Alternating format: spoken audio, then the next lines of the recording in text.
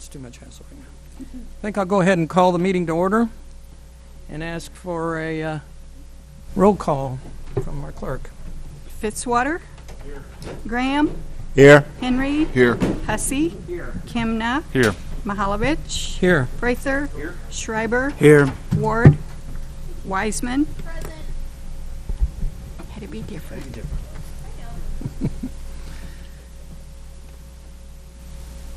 Looks like we're all accounted for, except Laura said she couldn't make it tonight. Okay.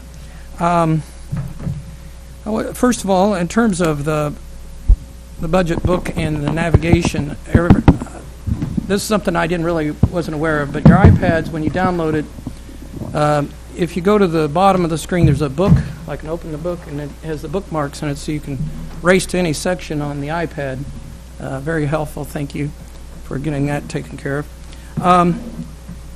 Before we go forward, I'm going to go backwards to ask, are there any questions with regard to our revenue presentations? Okay. Then I'll ask for a little bit of additional explanation for the forecast model that I didn't pick up, but I wanted to have some clarification on that. So if you have this sheet that is 2 sheets, second sheet we're going to look at. I had a question, and I think it might be beneficial for everybody else. So, Margie, would you mind talking about the forecast model? Okay, I just wanted to make clear the difference between the 2 pages. The first page is the way that you're used to seeing it, with just a straight forecast, and this is basically for cash flow purposes. This is to predict the fund balance and whether or not we meet the 17% minimum fund balance recommendation. So in this first sheet, you'll see that up until 2021, it dips below that 17%, and then the 2022, it's almost at 11%. So what I wanted to do was show an alternate sheet, which is your second sheet, that includes a line in the expenditure section for the historical unexpended. And the historical unexpended usually runs from 7 to 12.5%, 13%. And so what is built into this cash flow forecast is a 4% conservative amount for the unexpended expenditures, just for the purposes of predicting the fund balance. So basically, departments are budgeted money, and in some areas it's usually not the same in every department. Between year to year, it's not in the same line items. It's not an example of maybe where a budget could be cut. This is just strictly an example of where the money's not spent that year and then gets included in the fund balance. So this alternate version now shows, a 33% fund balance at the end of 2022. So somewhere in the middle of those lies where the fund balance is going to be. So basically, worst case scenarios. The first one is the worst case scenario for the lowest it will be, and the other one is more a version of this is probably more where it's going to lie. So in between those two is where we're going to end up.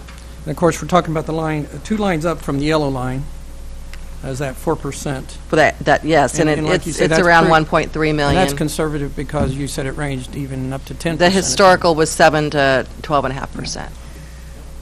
So my mistake was, and probably you all might have picked up on this, is that I thought we might be approving a projection that showed us going into a fund balance below our 17%. So that was an incorrect assumption. Well, and the 5-year forecast is just for informational purposes. It's not really an approval process for the forecast. The purpose was to show that in the future years, we will stay within our 17% required minimum. Okay. Thank you for that clarification. For my benefit, I hope that might have helped some other folks too with some questions they might have had. I don't see any questions, so I think we'll go ahead and go right into the budget book. Will you help us lead that first up? Are we on mayor and council? Stevie, you want to? Or where are we at? The mayor and council? Yeah. Or I can Mayor doesn't and matter. council tab? I thought we had, Versus mayor and council. So for mayor and council, no significant changes. The only change was we moved the prosecutor into this budget, so it really is not associated with municipal court. So that's really it. No significant changes there. Question for you, Steve. When you say you moved the prosecutor into this budget, what are you referring to? I'm sorry. So on page 20, and it's the second line down there where it has salaries prosecuting attorney.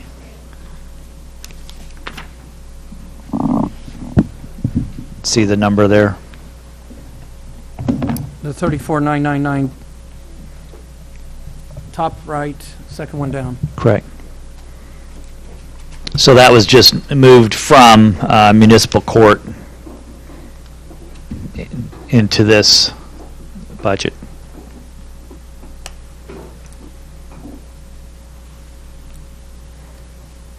Go ahead, what? Was there See a it. reason why we did that? Yeah, there is. And Ryan can explain a little bit more about that if you want him to. But essentially, there was some concern about having the prosecuting attorney in with the judge and municipal court and making it look like that was a combined function. We really wanted to keep those separate, and that was at a recommendation of the judge. So we just moved it into with the other elected officials. Thank you. Ryan, anything you want to add to that? that pretty concisely states it, but I'm happy to answer any further questions on that. I'm fine with that. Thank you. No other questions? Go ahead and proceed.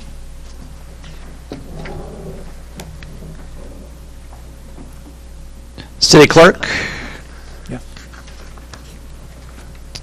No significant change there other than anticipating that Phyllis might retire sometime in the next couple of years, so there's a little bit of money there to kind of do some emergency control for that inevitable situation should it arise.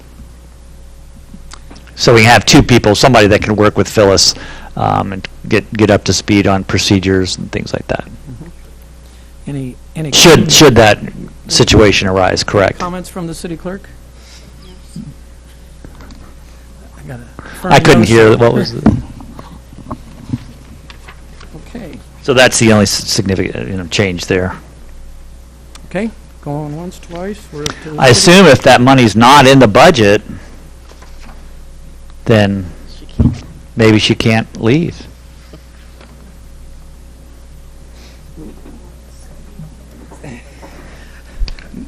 We'll come back to that maybe. Yes.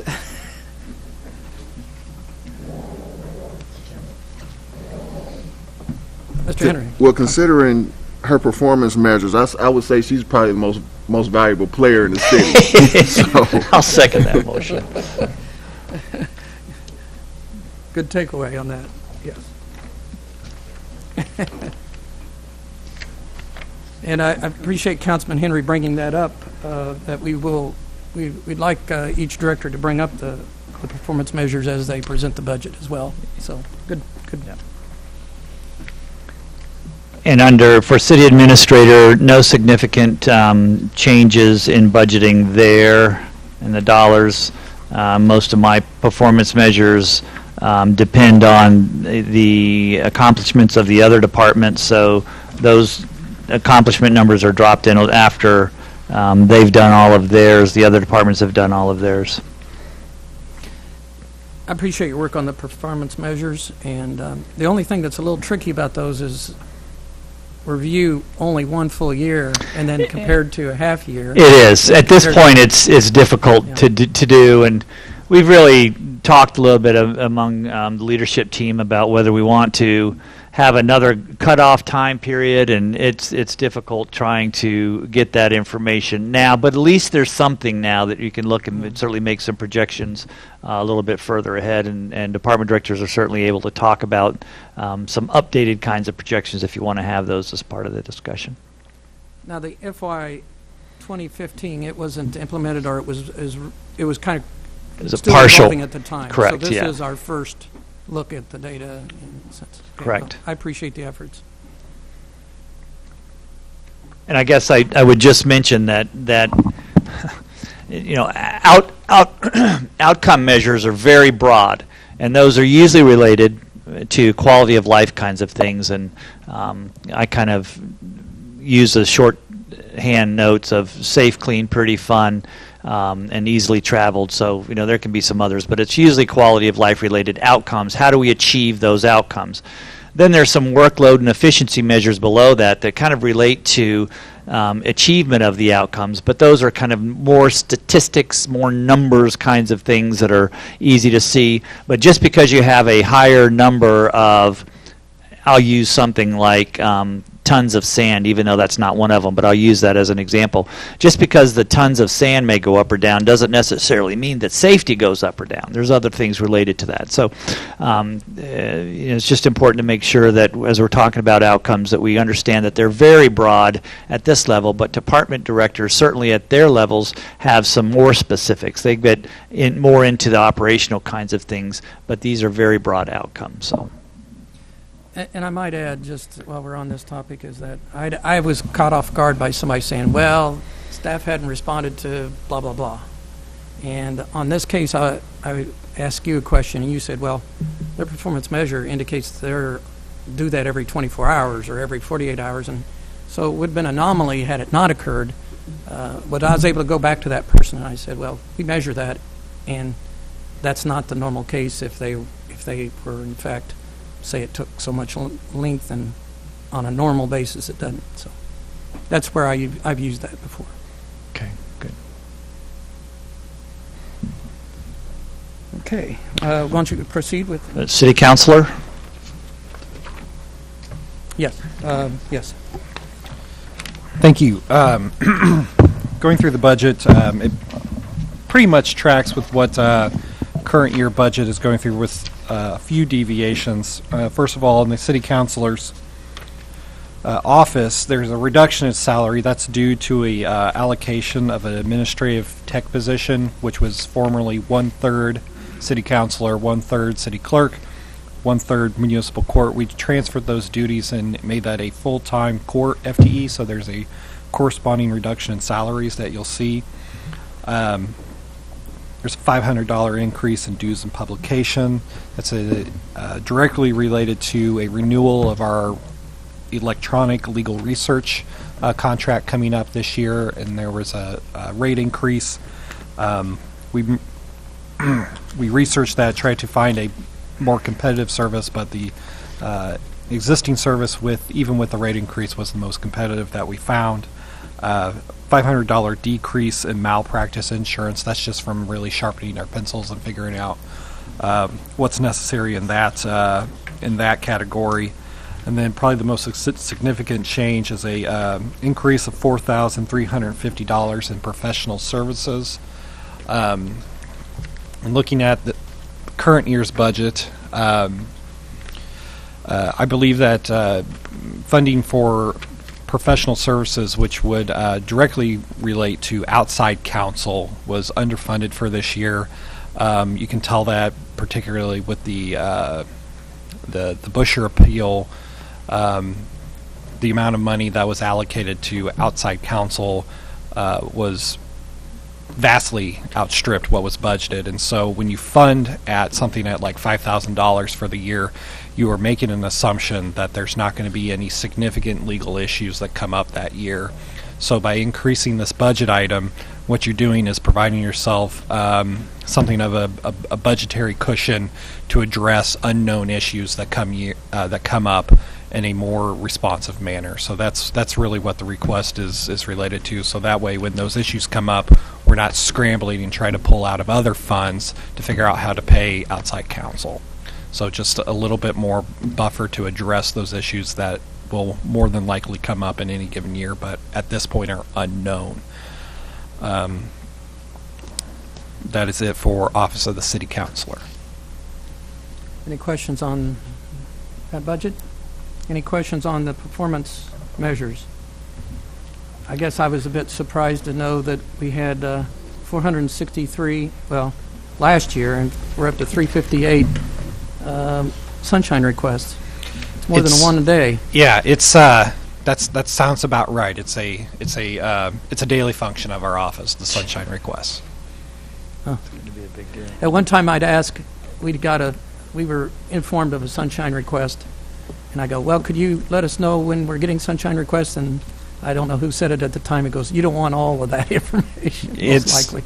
Yeah, I mean, you literally getting it every single day. So a lot of the performance measures in the budget are deadline related for my office, because what we do is serve the other departments where the city is our client. And so to the extent that that the performance measures show anything, it shows the volume at which we participate in basically all city processes. Yeah, and I know you share the sunshine request with the clerk. Yeah. Correct. Okay. Any questions? I think we're ready to go to municipal court. Thank you. So in municipal court, what you'll see is a corresponding increase in salaries due to that transfer of the admin tech position from counselor clerk in court into a full-time court position. You'll also see a $3,000 increase in court security. This was really an issue where it was previously under budgeted. For some reason, I think there may have been some carryover from a previous year, but the volume that we're asking our private security company to work out, this is a more realistic number to reflect what we're actually asking them to do in a year. And also you'll see a $2,750 increase. This is directly attributable to a new software maintenance contract for state-required online docketing. It's, essentially, Supreme Court is requiring that all municipal courts provide an online docket, access to the docket through the internet. And in order to do that, we need to sign a maintenance agreement to upkeep the software that makes that online docket possible.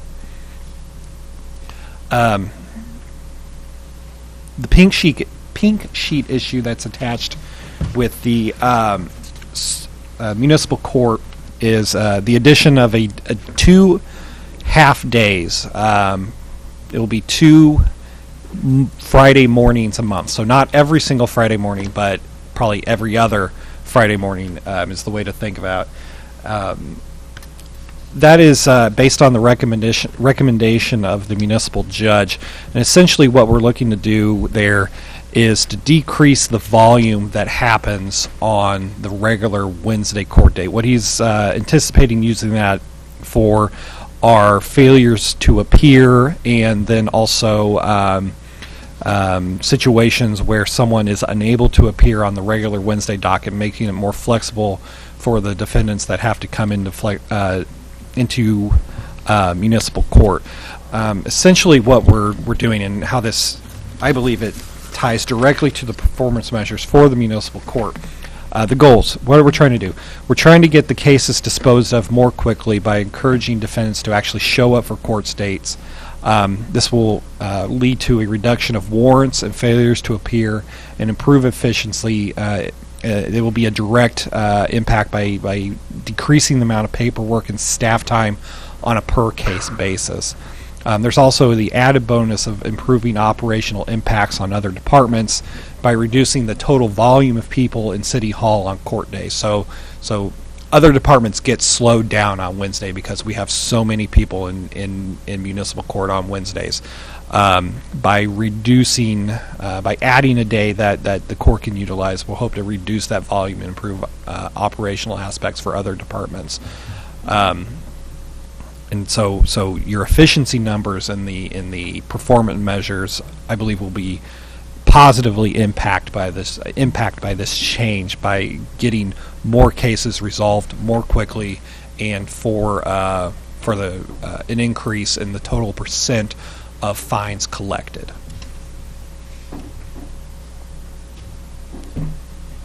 Council Weissman. Thank you. At this time, I understand the request for increase in time for court because it's in this actual building. When we move to a different building with the municipal court, can we alternate or reduce some court time since we're not going to be obstructing business here at City Hall? I think that's something that the municipal judge is open to once we get in there, see how we're operating, see if we're improving our efficiencies in such a manner that we can, I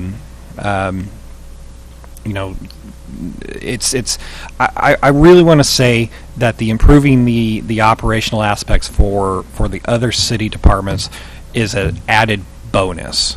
It's not the primary goal, but it's a secondary effect of adding that day. So I think the judge is open to looking at whatever makes sense and making the court operate in the most efficient manner possible. But it's the amount of bodies that we have to process in the municipal court on any given Wednesday that's really the driver, and the move to a new court building is not going to reduce the amount of bodies, and so we cram in a really full docket on Wednesdays, and in the move, it's not going to reduce docket. That's, the two aren't going to be related. But if it is such that having more room makes that process more efficient, I think that's something we can address. If it just, hey, we don't need to do this anymore, then that's something that both myself and I think the municipal judge would be open to discussing. Any other questions? Thanks for tying that to the... Sorry, I was just going to put Ryan on the spot a minute. Would it be helpful to have just an update on where we are on municipal court move? Yeah. It's a good question. Thank you. So we recently just did a change order on the architect's design services contract. Essentially what we're doing is we're moving into an investigational phase. So what that means, the architect is going to retain some mechanical and electrical engineers to actually get into the building and take a look at the current systems and figure out what it would take to adapt the building into a court use. And once that information is made available, then the architect can draw up some final cost estimates on which you could write bid documents on. So that's really what we're waiting for, is for the engineers that the architect is going to retain to get in their information to him, so that way he can get some cost estimates that we can present to the city council. We're hoping for that very, very soon. He said it wouldn't be too much, and I believe we have a site visit tomorrow by the engineers to get in there and poke around and take a look.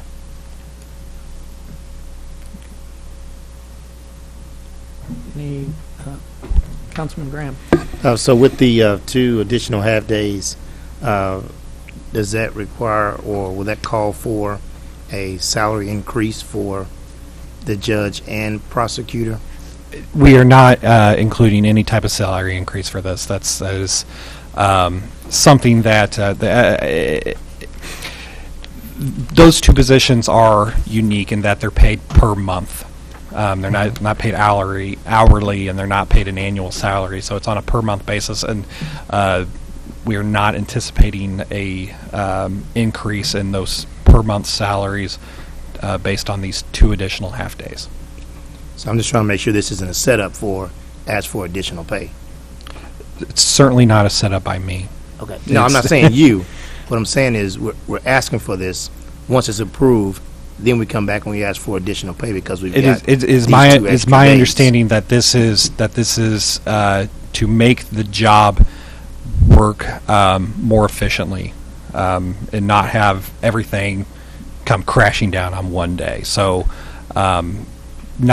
maybe not a increase in total number of hours worked, but a better spending of those hours on a monthly basis is how I see it. Okay. All right. Thank you.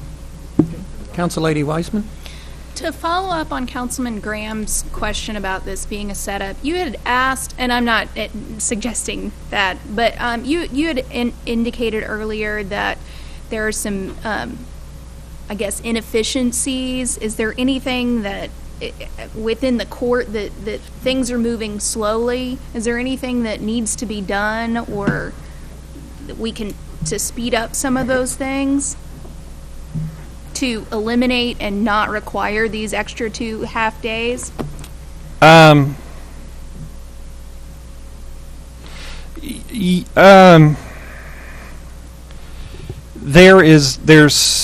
not as much, how do I put this? There's not as much plea offers, which would reduce the amount of actual court appearances in the city of Jefferson that you probably find in other cities, and that's probably the biggest difference of why a city of our size is seeing such high volume of actual in-person court appearances, because that's really what's driving this is the amount of in-court appearances that happen on every single Wednesday. And so, but that is a discretionary thing, and not every case is appropriate for a plea deal.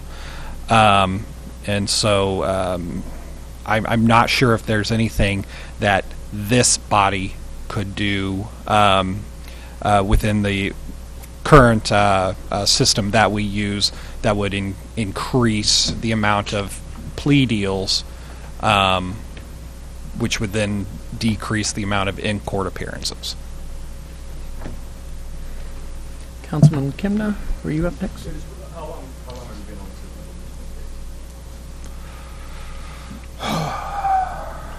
I didn't hear the question.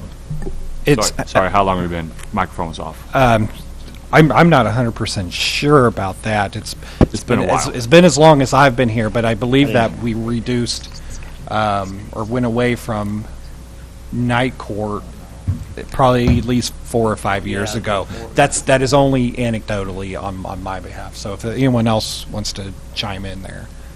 And is other municipalities in the area, like Wednesdays, they have other days too, or? No. I mean, other municipalities in the area are much smaller than we are and don't have nearly the docket we do. And so 1 day a week is pretty typical for your run-of-the-mill municipal court. I would say for our population, we have a larger docket than you would otherwise expect for whatever reason. If you go to a St. Louis suburb or a Jackson County suburb that has a similar population, we're probably a little bit higher. I think that has to do a lot with our substantial increase in daytime population. So we punch above our weight as far as population goes. So I would say that to run a court on 1 day a week for the docket that we have is it's asking a lot of court staff to do that. I think if you look at cases per FTE, we're probably on the higher end of what you would see throughout the state for other cities of comparable size. Councilman Henry. Well, the reality of it is, from what I see, because I'm by here occasionally on Wednesdays and checking up on some folks, but from what I've seen, people can't pay fines. So those cases are constantly getting continued, or they're on payment plans. So they keep coming back. And guess what? The citations out here, the tickets, the summonses, those don't ever stop. So you still got a wave of folks that are still paying on cases, still paying on fines, still on payment plans, while you got a new crop of people still coming right behind them. And so it's just this is just a continuing thing. Extra space won't help that. It just won't. So that won't help, and from what I can see, but Ryan is pretty much spot on kind of with what he's been saying.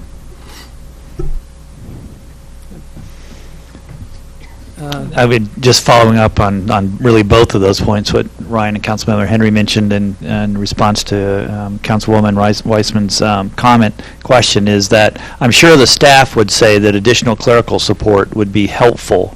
I don't know that that has an impact on the 2 half-days, because the way I think of it is we've got that workload and we're spreading it over just a longer period of time, irrespective of the space issues. But I know that the clerical staff is very, very busy. Any further questions, comments? If not, it looks like we're ready to move to Human Resources. Okay, Gail? Thank you. The Human Resources Department will continues to operate as a service department to the other departments, assisting them in meeting their service delivery to the community. Taking a look at our performance measures, there's a couple of things that might or might not stand out to you a little bit. One, you'll see that our number of recruitments per authorized positions has increased substantially. A big reason for that is because we changed the way we're recruiting for the Parks and Recreation Department, their seasonal employees. In previous years, we did those kind of as big lumps, and this year we really broke it down by the departments. So what that ended up doing is creating a much higher number of recruitments, but actually ultimately lower number of applications processed. So we've tried that this year. We'll kind of regroup after this year and talk with Parks and Recreation and see if that continues to work and if that's the way we're going to go with that. You'll also see that our new hires processed is coming down. Our turnover rate is down from last year. So those are, I think it's all positive stuff. Looking at our budget itself, there really are very few changes. You'll see also in our performance measures that we continue to be less than 1% of the overall general fund budget, so definitely not a big impact. Looking kind of at our line items, there's really only, I think, really 3 changes on the budget. We removed about $200 from printing and about $200 from office supplies. And then one of my pink sheet items was a tuition reimbursement request for one of the employees in our department who is wanting to take some classes. So that request was funded. As far as our pink sheets, we had 6 requests. 2 of those were funded. One, the tuition reimbursement that I mentioned, and the other is the floating holidays, which I know I think Steve talked about and the mayor talked about at the last meeting.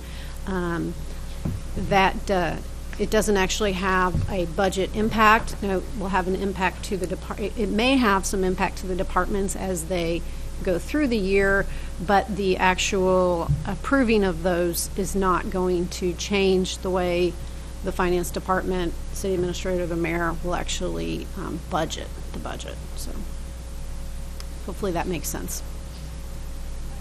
And I'd be happy to answer any questions. Councilman Prather.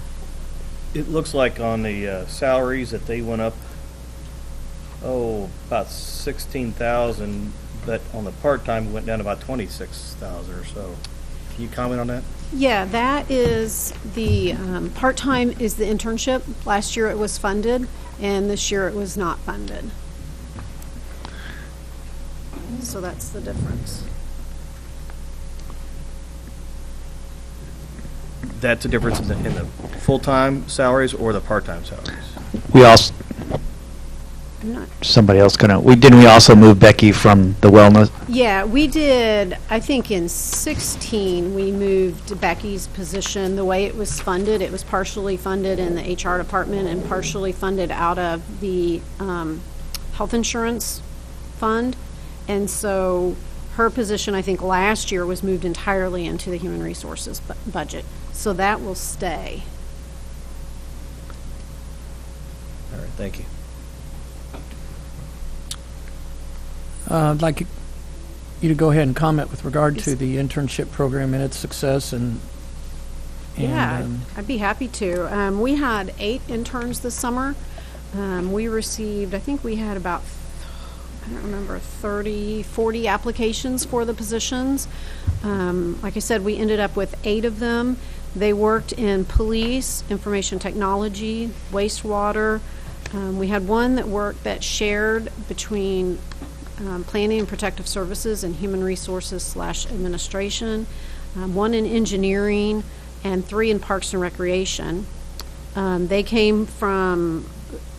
They were all from the community, but as far as schools, they went to William Woods, a couple Lincoln, Southern Illinois, State Technical College in Lynn, University of Central Missouri, Truman State, and Lindenwood.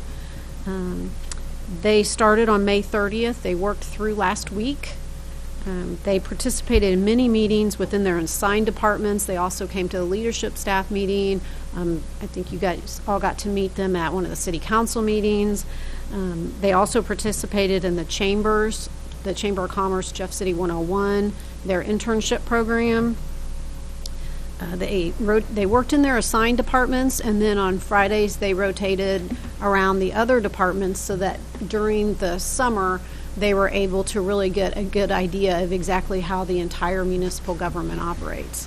We did have them all complete a survey before they left, and every one of them were extremely positive. They were very grateful for the opportunities. They really liked the different aspects, all the things that they got to learn about the city in general, as well as within their field of study. I'm happy to share those surveys with any of you if you're interested in seeing them. So definitely think that it was a very successful program. Now, if you look at the pink sheet items this year, I realize they weren't funded, but you'll see I did have one person ask me about the funding, because the funding this year is about $10,000 less than last year, and that's because we took some out. We funded for 8 this past year.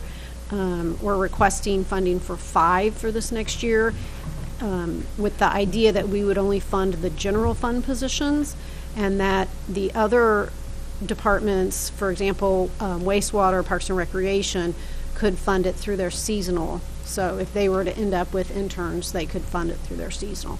And just to note, as far as we had 3 within Parks and Recreation, but Parks and Recreation did fund 2 of those 3, and we funded only 1 of them through what was given to the program itself. And they funded that through their seasonal money. This is an item that wasn't on the approved side and then became on the approved side after some debate before we passed last year's, but that's my only comment. Did you, Councilman? I have a question with regard to the $0 amount regarding floating holidays. I guess it's just a productivity thing. It's not a dollar cost to the city. Right. Well, there definitely could be some costs within some of the departments. The fire department could have some step-up pay. There could be some overtime on occasion in some of the departments. But all of the department directors have said that they can manage any additional expenses with the current budget. That it's what they're used to doing with vacations, with sick leave, that type of thing, and they would continue to manage in the same format. I think you relayed some things that were important regarding that, how it would accrue and not accrue. And Well, for the float, I wouldn't. First of all, I agree with everything Gail said. The floating holiday would be if you don't use it within the given year, then you lose it. It goes away. So from my point of view, kind of the way I think about it is that employees, I certainly would be one of those that would be more inclined to use that floating holiday first, because if you don't use it, you lose it. So you use that one first. And then your other vacation days, thereafter. And if for some reason you didn't use an allocation of vacation days, you can accrue those vacation days, not the floating holiday, but the vacation day. And so that may be something that gets accrued later on, sometime, whatever that may be. The employee may take more vacation days a subsequent year or something like that. so the impact would be down the road. If there is any impact, it may be down the road if an employee were to terminate and get paid out at that time. But we have some restrictions on that. I don't remember what those are offhand. Those are usually by years of service, right? For payout of vacation days? Payout of vacation days, they get that paid out to them as long as they give proper notice. Okay, so And it's each the full position pay. has notice requirements as far as how much notice they're required to give. And as long as they give that, they do get that vacation balance paid out to them. And as I recall, I'm just going by memory here, but I think the Austin Peters report said we were 2 or 3 days less than our peer group. Correct. I think so. Question? Human Services going once, twice? Finance Department. And I'm sorry, I just wanted to mention, and I'll do it here as I did on the revenue side when we were given the overall budget. I personally would like to see a higher number in there for the salary increases for employees, however we go about implementing that increase. Right now, it's not 2% across the board. We just stuck a number in there, as was said in the mayor's overall memo. But I certainly think a higher percentage is warranted, and some of that may depend a little bit on the philosophy on whether you want to go for pay for performance or some other kind of implementation strategy. But I do think that number should be higher. So we're certainly willing to have some more of that conversation now or later if you desire. Council Lady Weissman. I noticed that there is a pink sheet item for a $25 per month for deferred compensation that was not funded. Is that one of the items that you're kind of hinting at here, or? No, that particular item is an additional dollar amount that we would fund for deferred compensation, which is in addition to the loggers piece. That is not my thought is straight on salaries. Thank you. And I'm going to put Margie on the spot here, give you a chance to think about it. Overall increase for general fund for a 1% increase in salaries is about For the general fund, it's about $200,000 $200,000 for every 1%. That's salaries and benefits. I think we're ready now to go to finance. Okay. Thank you. On page 56 are the finance performance measures. And, of course, our big goal, and we've met them, is to receive an unqualified audit and also to receive the Government Finance Officers Association Budget Award and the Comprehensive Annual Financial Report and the Popular Annual Financial Report. We haven't heard back on those yet, but fully expect to receive those awards as well. As far as the line item budgets, on page 59, you'll see a reduction in the part-time without benefits. We had funding for part-time building service workers that were in finance that were moved to the police department to be with the rest of the building workers, the two that they have in the police department, and so that they would be in a group and supervised. The only other line item changes to note is under the audit, and we do have an increase this year. Every other year we have an OPEB audit, and this FY18 we'll need to have that extra money in there for that OPEB audit, the other post-employment benefits audit. And other than that, there aren't any changes, unless you have any questions. Any questions? Who's doing non-departmental? Okay, I'll go ahead and cover the non-departmental. There aren't a lot of changes to this department either. The gas, you'll see the increase, and that goes along with the other increases estimated for gas. On the insurance section, that's where the main differences are this year. Last year, we were going through some rebids of our contracts, and we weren't sure of the pricing, so we had included a 10% increase. And what the FY18 budget is based on is a 7% increase on what we've actually experienced in FY17. So you'll see a reduction in those lines. And that's the major differences in the non-departmental. Also note on page 64 is where you will see some money added for the Jefferson Day celebration, $1,000 for the mayor approved, and the mayor's $20,000 for the MSP.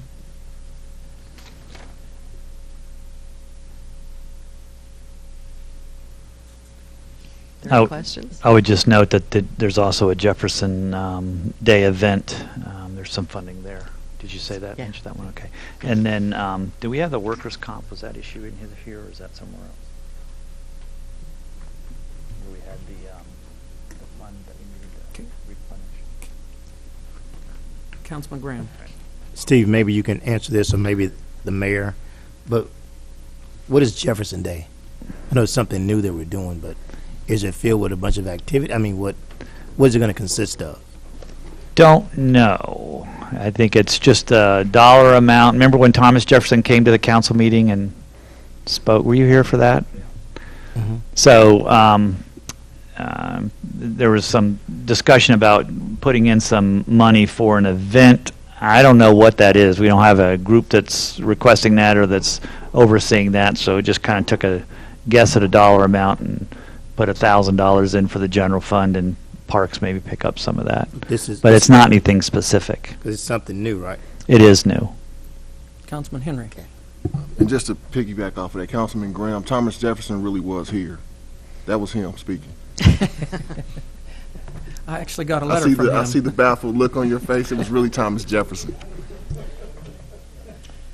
Yeah, the thought is that that'd be the genesis for Thomas Jefferson Day to celebrate our namesake, and it's not sure who would take that home.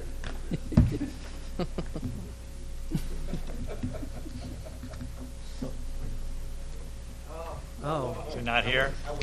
Oh, Okay. well, that. That's the reason why I looked like that. I was like, I missed that one. well, that can be. You can find that on the YouTube channel. Should we move on? Any questions on non-departmental? Okay, we're going to move on to the next one, information tech. Information technology. On 65, you'll see some performance measures, and I just want to point out that in IT, we do have a ticket-based system for problems or maintenance issues. It is electronic, it's SysAid, and so most of those percentages and numbers comes from that system as far as the rating of from the survey respondents. Moving on to the line items on page 70. There's not a lot of changes. In the contractual services section, there's maybe some movements between lines. There's a little bit of an increase for training and professional services. We put some money in there for maybe some cable work and assistance in moving to the Exchange 2016 upgrade, but there was a reduction in the internet bills. So overall in that section, there was about a $1,700 reduction from last fiscal year. And then under the repairs and maintenance, we've got software licenses. Maintenance went down a little bit, but maintenance agreements went up. So there's just a little bit of movement between those lines. Overall, there was only about a $1,500 increase in that section.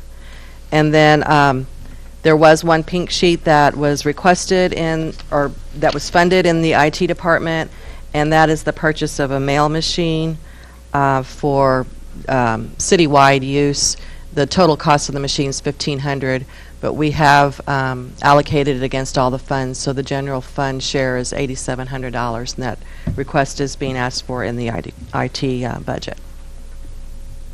Be happy to answer any questions. Councilman Hussey? I'm looking at the unfunded pink sheet, which is the firewall, correct? Replacing the firewall, am I right? Is there, I mean, I see that obviously Steve made a decision. Yeah, we're going to try to, we're planning on trying to use the sales tax G money Okay. to cover that. Please don't let our firewall go down in a year. we'll manage it. Okay.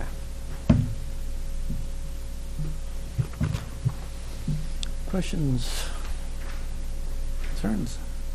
Thank you. I think we're moving on to the police department. Chief? Thank you. First, I want to introduce Bethany Benward. She is my finance person, so she manages the 5 budgets assigned to the police department. When we discussed what we were going to do and how we were going to present 5 different budgets and dozens of line items and pink sheets and that type of thing and performance measures, we decided that we would go through it in a particular order, general fund first, display the performance measures, but we will only include the outcome measures.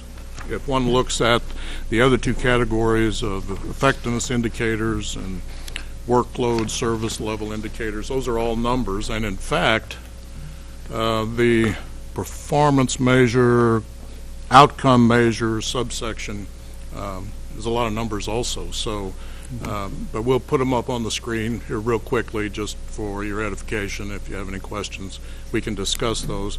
And then we'll follow that because of all the different line items. Most of our budget is kind of status quo.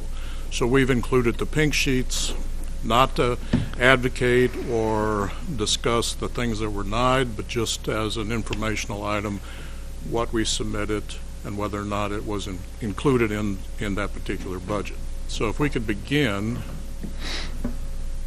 Those are patrol performance measures included in the general fund.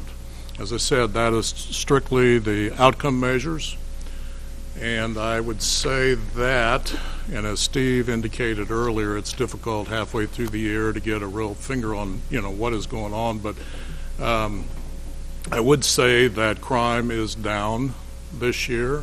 I'm not going to attribute it to any particular reason or reasons, but we have been successful in reducing crime so far, and I think the traffic crashes are down also. Our biggest problem is getting survey respondents. We don't have a whole lot yet. I mean, we'll try to encourage participation as the year goes on, but are there any questions about those performance measures? Thank you very much. And then the pink sheets within the general fund, and I didn't touch anything, and it's moving.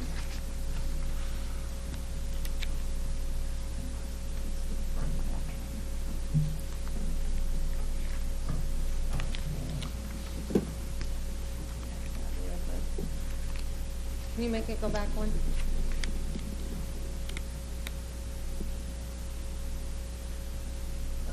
Okay. We requested a property room technician that would be subordinate to our property room or evidence technician. It was funded at, and we're not sure of the percentage, so that was 50-50. We tried to get a determination, and so I guess it is a 50-50 funding. I'm not going to read to you, but on the board you'll see some of the important factors included in this request why we asked for that position.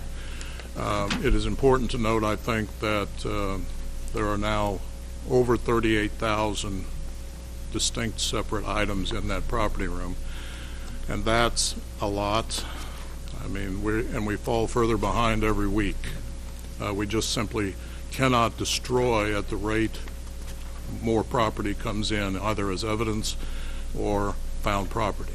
So that's a continuing problem, and we're happy to at least take a step in the right direction so far. So, any questions on that position? Any questions, Chief? So just to make sure, that's a part-time position, requested full-time position. I certainly think it could support a full-time work, but it's just balancing everything else. We put it in at a part-time position. We also requested 15 mobile data terminals for placement in our patrol cars. That was not funded. We're looking now as an alternative our half-cent sales tax money as maybe a resource for that purchase. As you can see, they are all due for replacement. There are 14 additional MDTs that we plan on replacing in 2019. Questions? Vehicle replacement, we requested 7 patrol cars. 5 are presently funded. I guess we have 6 bullets there. Important thing to note, the vehicles being replaced currently average 114,000 miles.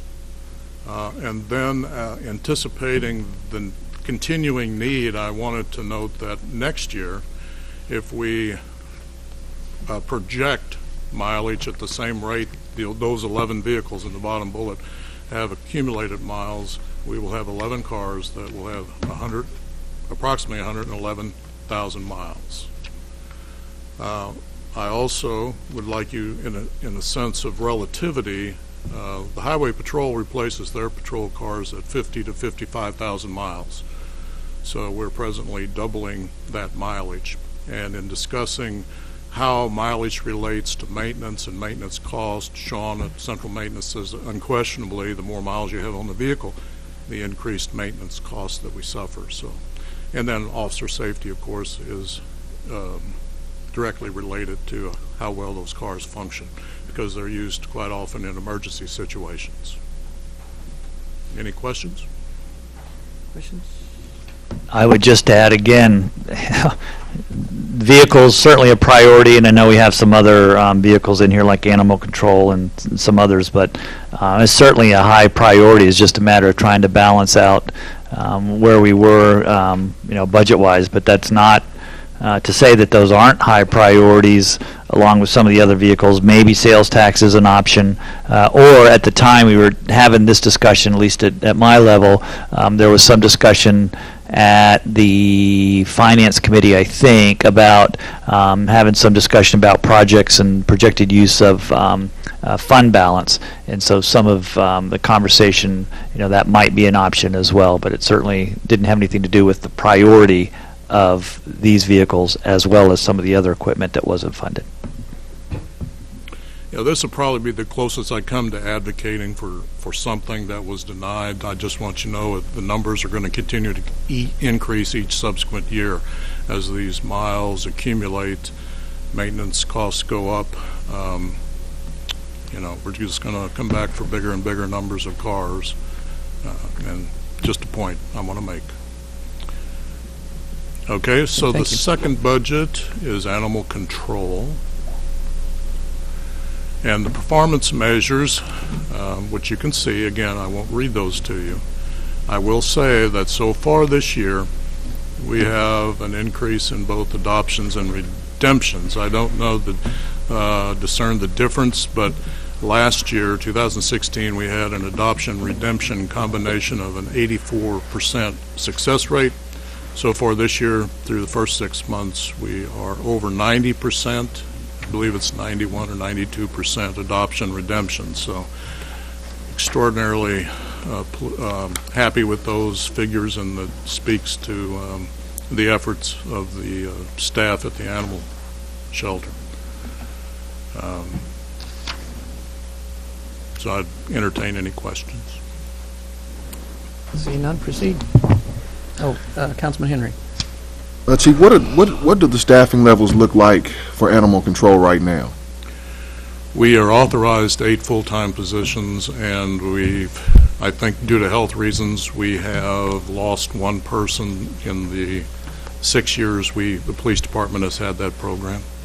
Thank you. And there are requests from different sources for volunteer advocates or additional, and I don't doubt that they could be used. I'd also note that there is a vehicle in this approved, and I looked at the mileage, and it was 125,000. So, and I suspect that that's a pretty high mileage and is certainly needed. So I don't know that it's a trade-off for any of the other police vehicles. It's just they're all priorities. Yeah, and if I could add to that, the unfunded, we asked for 2 part-time customer service specialists. Again, it's not funded. Our thought process was part-time, we could say, on benefits. They wouldn't receive any benefits. I also think it's important to note the 4th bullet we've had, where we had 23,000 visitors in 2016, and I don't know if we accept visitors 6 days a week, but a quick math would be 80 a day. Very popular place. I attended a advisory board meeting last month, and I couldn't, nobody could park in the parking lot. There were so many people there looking at our dogs, cats, and otherwise. So very popular place, very successful place.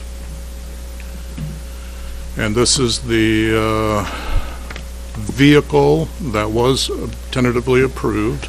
And as Steve said, it has 125,846 miles and growing. So, communications or 911. Is Yes, there sir. any comments on the animal control? I might have.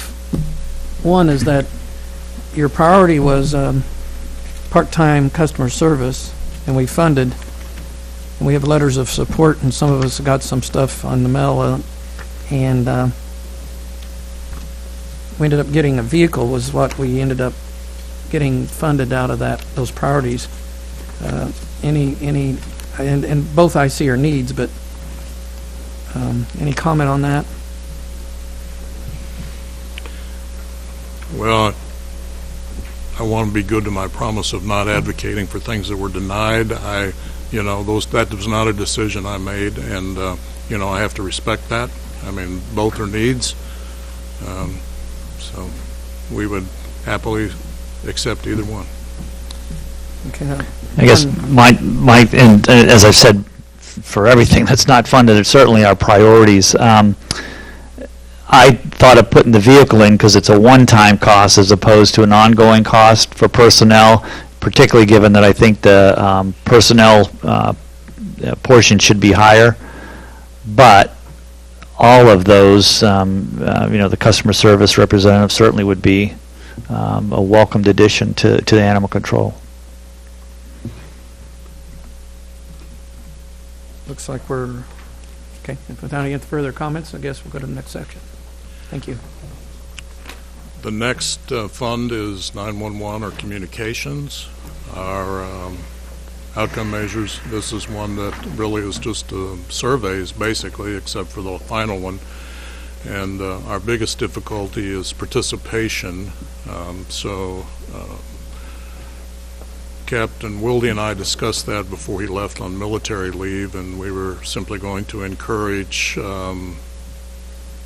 participation by the fire department and the sheriff's office, asking for feedback. And I'm sorry, I just don't know what our status is with call received to call dispatch times. I know we had a pretty good rate already with emergency times running about 3.5 minutes, I believe, which is very good considering geographically how spread out Jefferson City is. And then non-emergency, I believe, was 8 or 9 minutes. So if we can do better, that's great. But I can't recite numbers tonight. Questions? Proceed. This was the emergency notification system, not funded. I think one thing to note is the cost that we had estimated at $36,000 did not include a Cole County contribution. And considering, although I'm not pretending to speak for Cole County, they have been very cooperative in the last year or two, couple of years, and we have discussed this with Bill Farr, and so we're optimistic that there will be a we will share expense on this notification system when it's funded. And we are presently looking for alternate sources of funding rather than the line item budget. Councilman Graham, do you? Yeah, Chief, this was something that I was very passionate about last year trying to get in the budget. And I know that after the budget was approved, I had the opportunity to go over to Cole County Sheriff's Department, and they did a presentation on a system that's similar to this, but was a lot cheaper than the $36,000, in which the residents of the county could opt into doing on their cell phone. And I don't know if any other council members went to that presentation. There was 3 of us that was there, and what they came up with something to the tune of maybe $10,000, and they even said that there's a certain bank that even funds that for them. Is that something that we can piggyback off of? That wouldn't cost us $36,000, and we could possibly find the same bank or somebody to help fund that. Well, on our checklist is discuss what they offer with them, and then, of course, make a comparison with what we know that system to be. I hate to say you get what you pay for, but we're very comfortable with that system as far as no cost to the community members and the flexibility that offers. Now, I'm not saying we won't eventually say, hey, we're in with the county on their system, but I think we have to be careful, thoughtful about it, and we'll see. But we're aware of that, and we're going to discuss that further with them. Yeah. I would just say, I mean, for me, I mean, I know you get what you pay for, but for me at this point, something is better than nothing than what we have right now that can alert our residents of potential dangers that's described up there. So I would ask that we at least reach out to them to see, what exactly it does or doesn't do. Because like I said, something is better than nothing for me when it comes to a safety standpoint. Yeah. So. Yeah. And we would probably discuss those options also with Bill Farr. Not go beyond the sheriff's department. And I hear what you're saying, but we want to do a one-time expense, and an alternative maybe half-cent sales tax also. Given, that's a finite number of dollars, so we have to be careful we don't just use those dollars for everything that's not funded, but that's also something that we're exploring as far as an alternate funding source. So, but we'll do that, absolutely. I might add that I have experience with both systems, the system that the Cole County has, and also the Sheriff's Office, and the RAVE, which in your pink sheet is quite a bit of explanation of what the system is. And this RAVE system is quite a bit more enhanced than my experiences with the other product. And but it does seem to benefit. This is a system that benefits the more people that sign on to it. I mean, in my experience in Osage County, they're trying to get the schools involved and the college and the police and everybody. And when they're all talking on the same language, it really is kind of like a better system when everybody could get on the same page. But my experience with this is it's pretty outstanding piece of software, and it's one that can build up. You don't have to buy everything all at once. You can buy certain pieces of it, and there's a software app that goes on your iPhone that you hit panic button and you're calling 911, and you're being alerted as a GeoNet. They know where you're at even. So it's a good system, and I think we ought to continue to have it up for consideration. It depends on your perspective. From the council, they're all city dollars. From my perspective, I can reduce police costs. For instance, Public Works would be another city department that would utilize this also. There's so many things this system will do that we could bring in a lot of partners. You mentioned the school district. I really think 36,000 is misleading when you consider the partners that can be included in that system. So I'll conclude with that. Any other questions? Next section then. Oh, excuse me, Councilman Hussey. I don't want to cut him off, but are you finished on sections, or did you have more to go through? 2 more. Right. They're short. I'll wait until I'm. Okay. So what happened? We don't have anything. The other 2 are the SRO program, which is funded at a 50-50 level with the school district. 6 officers are funded through that sharing program, and the sergeant or supervisor and 1 other person at JCAC are funded fully by the police department. We are going to consider maybe approaching the school district about the 7th position next year, see how that goes. So I didn't prepare anything on the SRO program. It's pretty simple. It's basically funding 6 officers. That's in the high school, 2 in the high school, 1 in each middle school, 1 floater around the elementary schools, 1 at JCAC, what am I missing? And Simonson. That comprises that unit. Very beneficial. Not only do officers get to know the kids that are in those schools, but it certainly negates the need to send patrol officers to those schools for calls for service, because the officer's already there. And that's a tremendous workload transferred to those SROs that do not have to be addressed by field officers. So, very important. The Mustang program is diminished to the point there's, what is it, $6,000 in it right now. No positions are funded, I believe.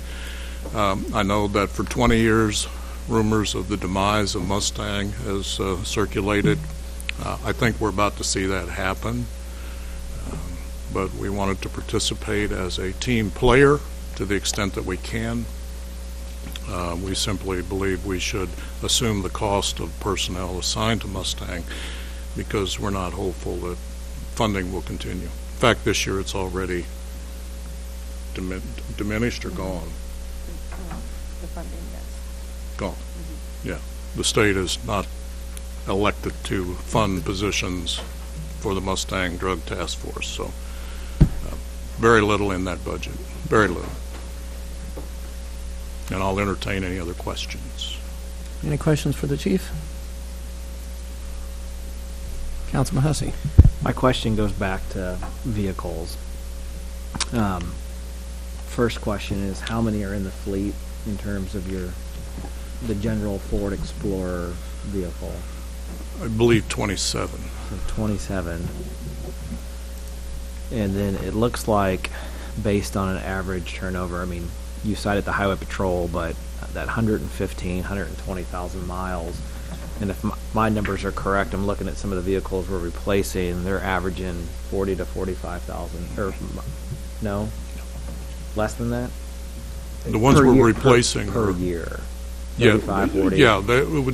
they probably average around, well, it varies, but you might have 30,000 a year, over 40,000 a year. It just depends. And so I guess where I'm leading is, realistically, to maintain the fleet at a mileage that you prefer, we've got to replace 9 vehicles every year. Essentially, that's the way it used to be. They're for 3. And that was, Councilman, at about, we kept it under 100,000 to do that. We considering that at that time we averaged 30-some thousand, we could replace a third every year and maintain a reliable fleet. It was 2013 where that kind of went down the tubes. Yeah. And so I guess that's been 4 or 5 years later. I think I asked the same question a lot of times, but just, is 100,000 still the magic number? Have a 2018 Ford Explorer, is it rated to go 125, 130 versus 6-7 years ago that car would have gone 100? I understand that maintenance and whatever are stretching things thinner and thinner. It's hard to look at the budget and think that we can replace probably 9 a year without cutting some other vehicles or services or employees and those things. And so I want to make sure we get on a healthy rotation to take care of these vehicles. That, 1, you feel comfortable, but 2, that the council feels comfortable with rotation, so that when the ask comes, this is really what needs to get done this year. We've taken care of it, and I'm going to need this next year and the year after. And I know that. Well, I guess I just draw a comparison to the highway patrol. I'm not suggesting that we can't survive on, with cars that go much higher mileage for some reason, they have for years, and I know Kansas Highway Patrol did the same thing. 50 to 60,000 miles they were deadlined. What I'm saying is, when the funding was better, we did get on a system of 9 a year and could replace the fleet every 3 years and keep the mileage under 100,000. Sean's not here to talk about maintenance cost. It's just the fact, I mean, from his anecdotal knowledge, that maintenance costs go up, safety goes down. You know, I know the difficulty in funding cars. I mean, that, you know, we're running 29,000 approximately, and I don't think that covers all the emergency equipment in it. I appreciate that. I'm just forewarning, I guess, that the mileage and the maintenance costs and the safety factors are going to continue to be there. And as Steve said, hopefully we can address it in some manner in the near future. But it is what it is, and we're driving cars with very high mileage on them. And there is no right answer. You know, if you have to drive them, you have to drive them. And what we do, we will look at maintenance records, crash history, whatever, you know, we can access. And we move cars offline and give them to the SROs. And places that, you know, where they don't have the emergency pursuit driving needs. And that's one reason we can get cars past 100,000 miles is I really don't like doing that for patrol cars, for those that respond to calls for service under emergency situations routinely. And we do have a lot of those every day. Usually it doesn't become critical. They're not critical incidents, but we don't know that till we get there. So there's a lot of emergency driving that occurs. That's the odd thing with patrol. Those are highway miles. You know, we're city miles, and you know that's harder on the vehicle. So I'm not pretending I know the answer to that. Simply giving you kind of a perspective, the big picture kind of thing to do with what you can. Do we track how those miles are accumulated?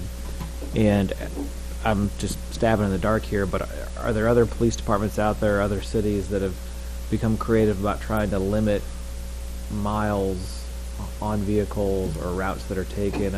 It's a balance. People like to see police officers on the street, but at the same time, I'm just kind of curious, like, do we sort of try to minimize vehicles just driving the neighborhood or the city to keep miles down? We don't much, to a small degree. If the roads are icy, we say park it at a major intersection so you're seen, but don't drive and have a crash, things like that. We have prioritized safety, and the alternative is to park it or to stop it. And so then, I mean, it's reasonable to expect crime rates to go up, community comfort to go down. They like to see police officers. They like to see cars parked in their neighborhood. They like to see them drive down their streets, because we're told, I haven't seen a car in, you know, a week. They watch for those things. So it's just a matter of prioritizing what we think is most important. So yeah, we put the miles on, but we feel that it's so beneficial to the community on different levels in many different ways. Okay. Councilman Graham. I yield to Councilwoman. Thank you. You're welcome. Last year we had a discussion and we approved motorcycles for the police department. Would an increase in motorcycles and maybe a decrease in car fleet increase productivity or decrease some of those other costs? Because I know we talked about gas costs would be decreased. Motorcycles are very effective for about half the year. When it gets real hot, it's dangerous, and when it's real cold, it's dangerous, prohibitive. So you're cutting in by half, by 50%, the use of those types of vehicles. There's no question they can go places motor vehicles can't, or you know, four-door vehicles can't go. But Yes, it could, but again, there's always sacrifices. The infamous coin always has two sides. And so you look at both sides and you say, what is best? I will point out, we didn't add motorcycles. We simply purchased them because the leasing arrangement was becoming cost prohibitive. So in fact, I think when I arrived here many years ago, we had 6, and now we have 5. So we've actually reduced it by 1. But there are benefits to a motorcycle. There's no question, but you'll pay a price for them also. Thank you for that clarification on the leasing. Councilman Gray. So, Chief, you said that you had a request for 7, 5 is being funded. So I guess my next question is probably for March. Whenever they get ready to sell those fleet of vehicles that's old or has a lot of miles on those, the funding that they receive from selling those vehicles, can they be placed back into a line item that could go back to use for next year for purchasing of vehicles? For example, if we're going to purchase 5 now, next year if they're needing 7, we'll purchase 5, and then they can pull hopefully 2 more out of this line item budget instead of just taking it back to general revenue. Can there be a line item that's created for all the sales of the police vehicles that they go back and we're able to continue to purchase vehicles? Is that possible? Of course it's possible. Historically, that is a line item in the revenues, sale of assets, and it's actually, I increased that revenue projection this year based on the average price of the vehicles that we've sold, what we've been getting the last couple of years. But then you get into if you do that for police, are you going to do that for public works when they sell their large pieces of equipment and need replacement? So we've got an overall citywide replacement plan for vehicles and equipment, and yes, the sale, when we surplus vehicles, helps by actually being a revenue line item in the general fund. Did that answer your question? Yes, it did. I don't know. If you want to restrict the profits from the surplus sale to the departments that sold the equipment, that's your prerogative, but then we have a citywide capital replacement plan. And you would need, you would need to reduce the revenue piece, so it's kind of a wash there. It is. You'd have to bring down the revenue number, because we already have that in the overall revenues, and if you're going to dedicate that, then it would just be really one pocket to the other. Fund, yeah. Go ahead. I just don't know what the request is for Mr. Sanders' area request for vehicles compared to, I know that each and every year there's a request for police vehicles to the tune of at least 5 to 7, and I think Councilman Muncy said 9. So if we know that we're looking at that each and every year, I don't think we're looking at that large of a number with public works vehicles each and every year. As I said when we started this discussion the first day, I think vehicles are underfunded. I think buildings underfunded. I think salaries are definitely underfunded. So I agree with you. But I think there's a need for all of those. So all those unfunded ones, certainly there's a need. Absolutely. Yeah, my quick notes said this came to a head really in talking a discussion of 2016 when we were going to lease vehicles. And we made a decision in 2016 budget deliberations not to go down the lease purchase path for vehicles. And that's, if you remember, that's when we made an unpopular choice back then and decided to increase the GRUT tax and also commit that to a sinking fund that was a part of the capital replacement program. I think I've heard enough discussion here tonight that maybe, Steve, if you could catch us up on how that capital replacement program works and how it's going to solve some of these problems. Because police had asked for 9 cars in 2016, 9 in 17, and looks like 7 in 18. So I know we're continually addressing that through that CRP, but I'd like to have a lot more confident that sinking fund's doing what we ask it to do years ago. Let's see. The only sinking fund that we have is for the building. And that's on your, do you have your big sheet? Yeah, that's the blue line? So, in that section 3, really it's the first line there. For facility needs, buildings. Is that what you're talking about? So that was, I think last year was the first year we did the $300,000 in a sinking fund, if you want to call it that, where we tried to build up over a period of time. Britt led the review with all the department directors about trying to identify the upcoming short-term and, granted, long-term building needs, air conditioning, roof, different things like that. Even some smaller kinds of things. So we kind of made an estimate of what that would be on those needs and divided that over a lifetime of those building needs, and that was about $300,000 a year. Doesn't mean we would spend that necessarily, because there may be an upcoming year where some of the HVAC, the air conditioning kinds of things can get pretty expensive very quickly. So that was what for that number. For the equipment, there was a similar exercise in trying to identify their projected need over a period of time, but we didn't set up a sinking fund for that necessarily. That's really funded different places, different things, general fund, some sales tax, some. There's definitely a need for it, absolutely. A big hunk of funding for equipment came with fire vehicles this year.